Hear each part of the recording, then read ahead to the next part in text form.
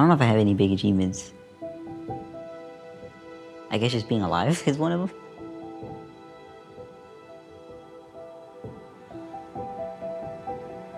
Anything can change from like tomorrow to like next week.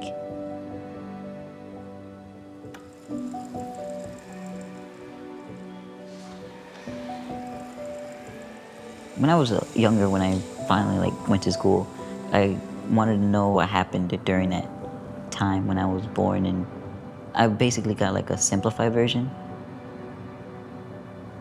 As I got older, I was able to finally like comprehend my situation, and I feel like I'm the only one that can like do it right.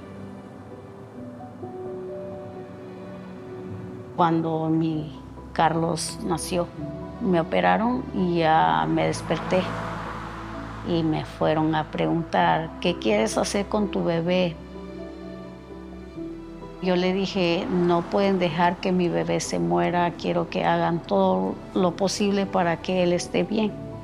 Me dijeron, ¿estás segura? ¿Está lista para ir a conocer a tu bebé? Y ya cuando me dieron la vuelta con la cama donde yo estaba, me dijeron, ahí está tu bebé. Le digo, ¿cómo que es mi bebé? Sí, dice, el niño nació malito y es tu hijo. Le digo, no, a mí nunca me dijeron eso.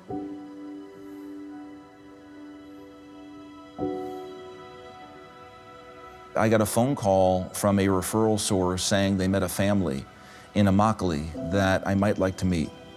They told me that a young boy was born with a condition known as tetraamelia, that's missing his arms and legs.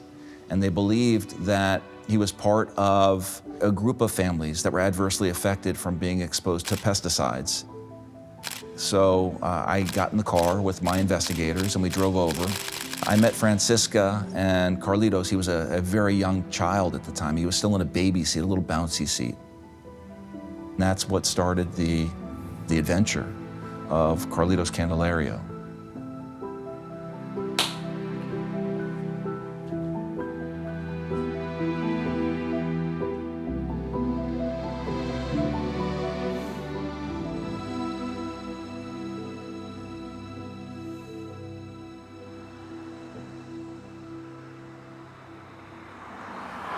Francisca Herrera was a beautiful young lady who grew up in Mexico in a very rough area. And she, like so many others, was looking to better her life. Cuando venimos para acá era la meta trabajar y regresar a México para tener algo de dinero.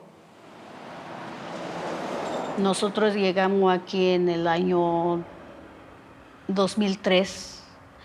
Llegamos en Norte Carolina y empezamos a trabajar con la compañía Egmar. Empezamos a piscar tomate.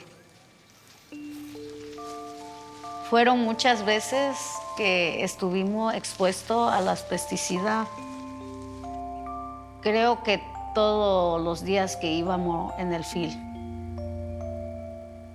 No me acuerdo bien, pero no pasaron mucho tiempo de enterarme de que estaba embarazada de Carlos.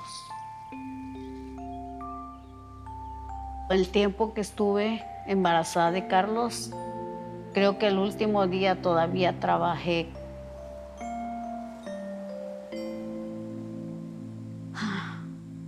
Volver a recordar esos tiempos es duro. Fue una época muy duro. Aquí, así, mira, como eras. Tu ropa. Y aquí está en... Mira aquí. Me veo muy de las montañas. When I was born, it caught everyone by surprise because the survival rate for my condition is really low. But there were like a handful of people like me that have been able to live a semi-normal life.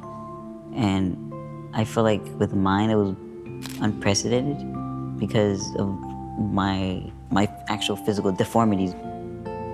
I don't have legs or hands to like actually do activities. But what I still did have was my mind, and my cognitive skills were were normal. That was like the thing that was able to keep me going.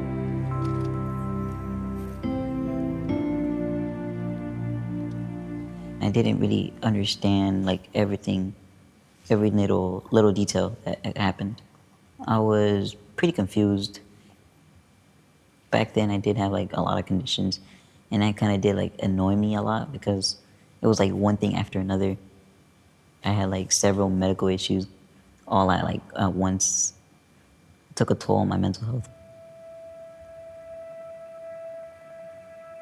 Whenever I try to like comprehend what happened, I always try to like find other people similar to my condition.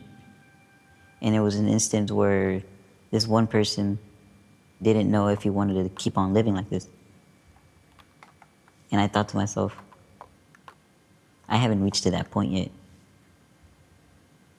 With me, it was a little bit different because my family it cares about me. They try to center everything about me.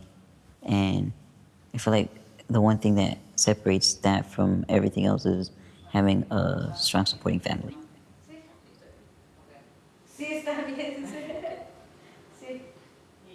How did this happen? How did we go so far into treating these migrant workers with no humanity, and why did we get to a certain point where myself was essentially a catalyst for a groundbreaking case where many families have already suffered, and it took only mine to finally say, hey, we shouldn't be doing this anymore.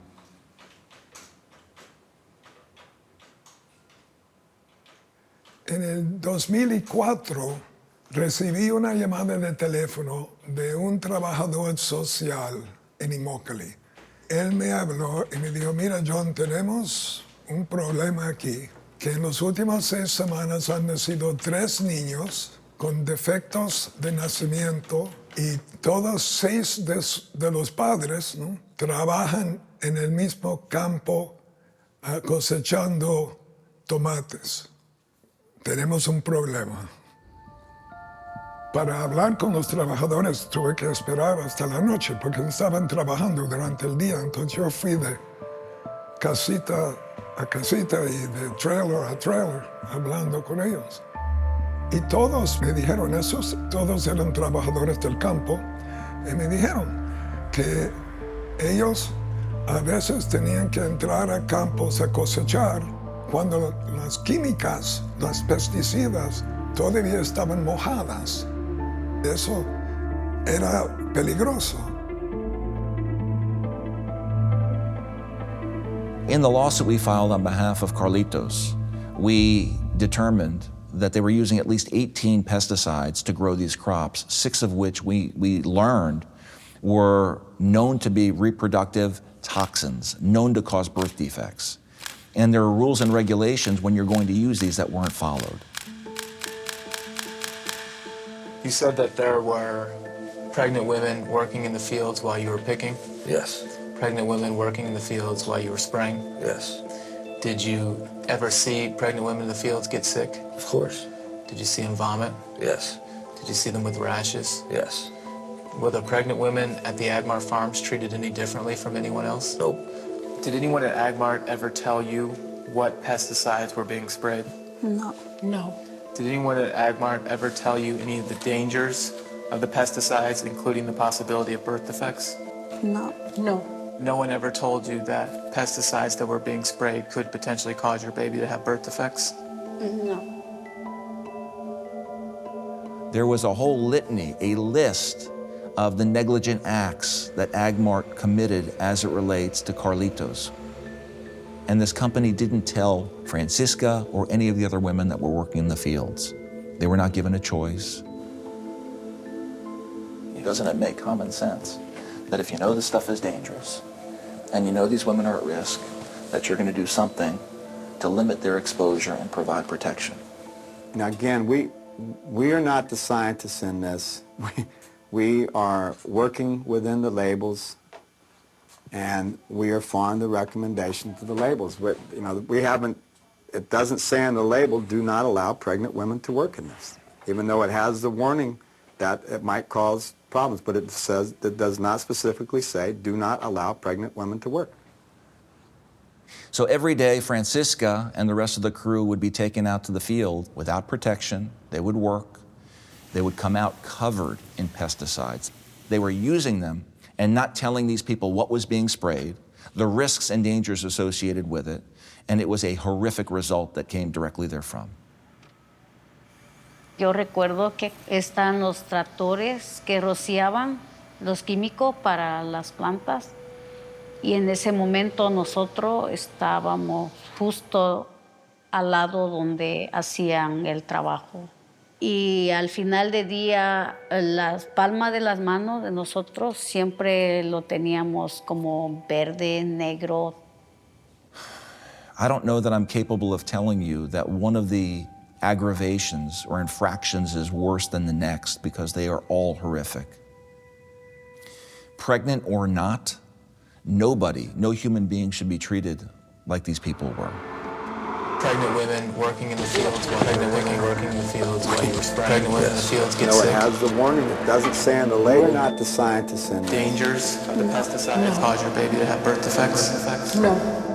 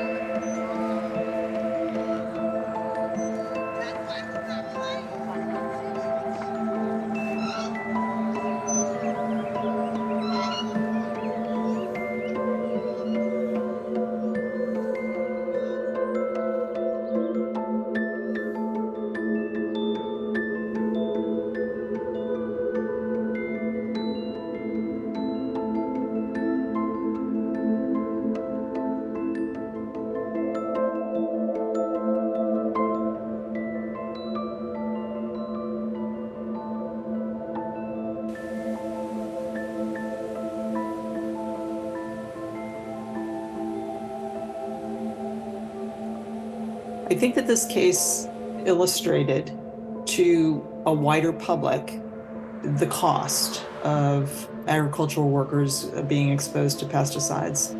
There was already pressure to revise the Worker Protection Standard, which is the standard that's administered by the EPA to protect agricultural workers at the work site. And I think that these cases added some visible awareness of the urgency for those changes to be made. I don't think it directly changed the way that the feds or that the state was enforcing pesticide regulation.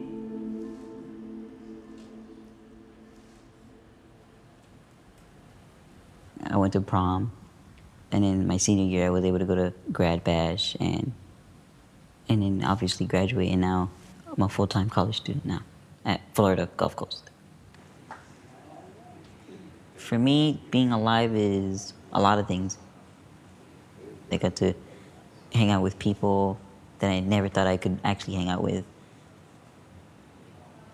Or being at places such as a racetrack where like there's 50,000 people around you, like screaming and yelling, and being able to socialize is pretty big to me too.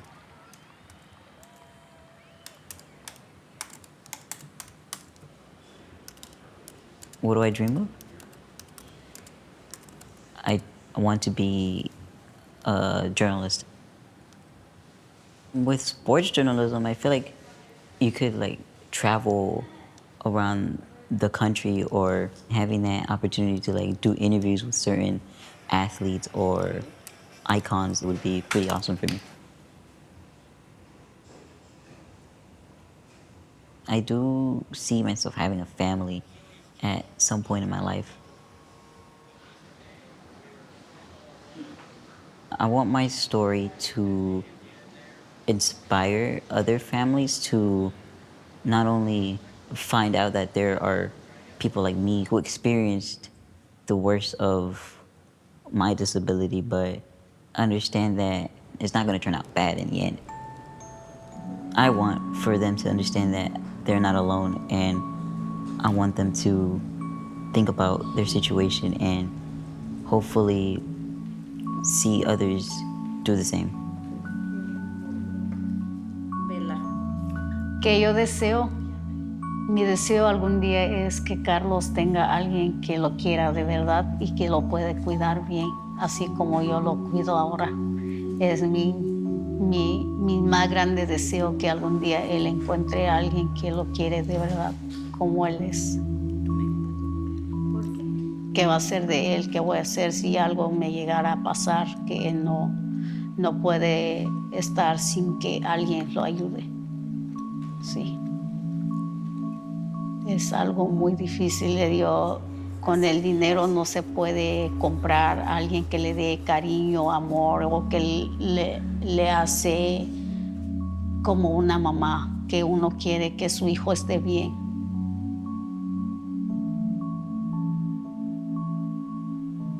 People that inspire me,